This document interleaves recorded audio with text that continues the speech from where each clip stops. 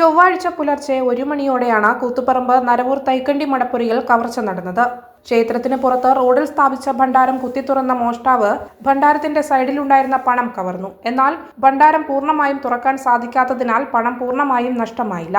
പിന്നീട് ക്ഷേത്ര കോമ്പൗണ്ടിൽ കടന്ന മോഷ്ടാവ് ക്ഷേത്രത്തിനോടനുബന്ധിച്ച് സ്ഥാപിച്ച ഭണ്ഡാരം തകർക്കാനും ശ്രമിച്ചെങ്കിലും വിജയിച്ചില്ല. ക്ഷേത്രം, കഴകപ്പുര, ഓഫീസ് എന്നിവയുടെ വാതിലുകൾ തള്ളിത്തുറക്കാനും ശ്രമം നടന്നു.